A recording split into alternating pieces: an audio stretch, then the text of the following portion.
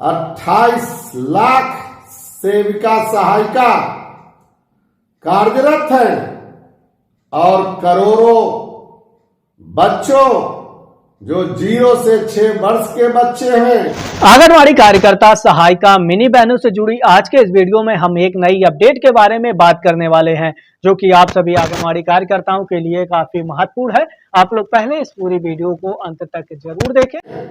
गर्भवती धात्री माताएं, उन्हें कुपोषण से मुक्त कराने के कार्य में ये सेविका सहायिकाएं लगी हैं। ये देश के उत्थान के कार्य में लगी हैं, ये राष्ट्र के उत्थान के काम में लगी हैं। और इसके लिए जो संसद में बजट पेश किया गया माननीय मोदी जी के द्वारा, उसमें 55% की कटौती की गई। यह कुमार विंदेश्वर सिंह नहीं बोल रहा है, यह पार्लियामेंट का बजट बोल रहा है। 2014 का पार्लियामेंट का बजट आज भी देखा जा सकता है और उसमें इन्होंने कटौती किया। इससे जाहिर क्या होता है? इससे सीधा जाहिर होता है कि यह आईसीडीएस को ही समाप्त करना चाहते थे।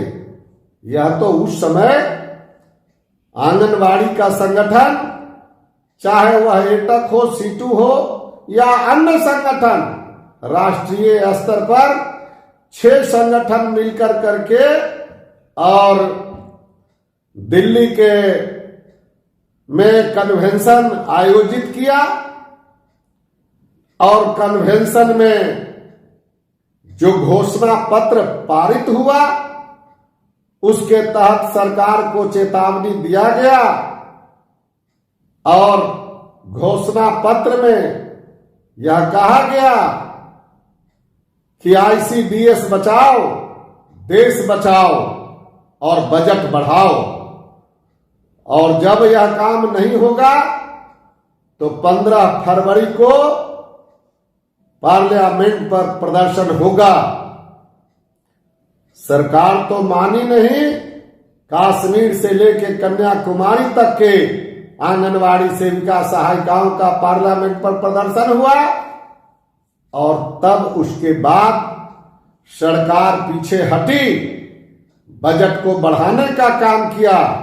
याद करिए, 2014 का वह वर्ष है जिसमें सिर्फ सेविका सहायिका ही नहीं, ऊपर के पदाधिकारियों को भी वेतन नहीं मिल पाया था, बाद में भुगतान हुआ।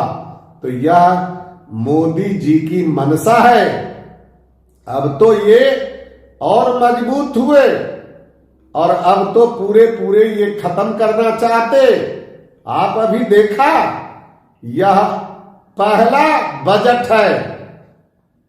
आप याद करिए, 2004 में, 2009 में, 2011 में, 2000, फिर उसके बाद जब मोदी जी आए तो 11 के बाद 18 में मात्र 1500 रुपये का आंगनवाड़ी को मानदेय में वृद्धि हुआ।